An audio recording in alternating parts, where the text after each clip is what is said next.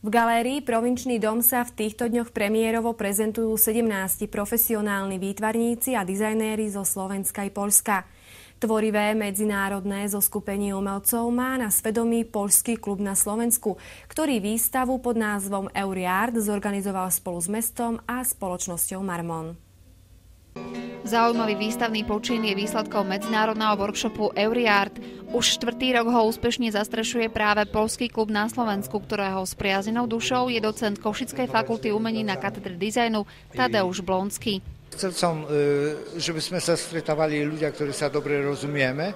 A keďže tak sa zložilo, že väčšina z nás nejakým spôsobom pedagogicky pôsobí, leto je také obdobie, keď sú rôzne plenéry a tam sa stretávame, no a chcel som také niečo, že by aj tu na Slovensku bolo. No a tak vznikla tá myšlienka, že by tu také niečo zorganizovať a že pozvať zaujímavých ľudí, ktorí dobre si rozumejú, ktorí sú dobrí umelci a že by určitý čas spolu strávili v jednom priestore a reagovali na seba, na všetko a realizovali svoj výtvarný program.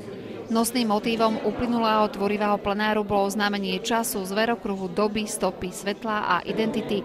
I keď je všeobecne známe, že umelcom je proti srsti akýkoľvek diktát tém, tentokrát išlo skôr o impuls. Každý to pojednal podľa seba, podľa toho, akú techniku používa, ako to chce prezentovať.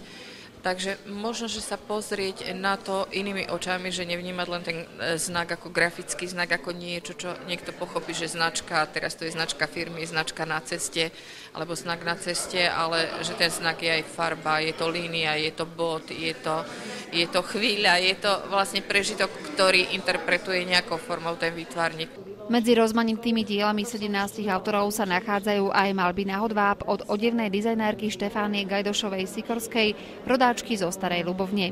Je to veľmi príjemná skúsenosť preto, lebo ja mám korene z Poľska, môj otec bol Poliak a tak si vlastne oživujem ja poľský jazyk a ďalej si vymieňame skúsenosti, inšpirácie a na druhej strane ja už mám za sebou pár výstav, preto lebo na tomto workshope som už 4.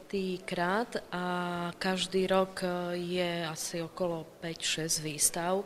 Rozmanitosť tvorby i profesijné odlišnosti sú zaujímavou motiváciou i pre ďalších členov slovensko-polského tímu. Jestem bardzo zadowolony z tego, że to takie jest nieformalne, że nie ma żadnych tych organizacji. Znaczy oni mają swoją organizację, ale że lubimy się spotykać, że lubimy ze sobą przebywać, malować. Każdy robi to inaczej i z tego powstają nieprzewidywalne rzeczy i to jest piękne. Výstava Euriart už prebrázdila rôzne kúty Slovenska od Bratislavy po Michalovce. Zamierila si to už aj do zahraničia, menovite do Rakúska.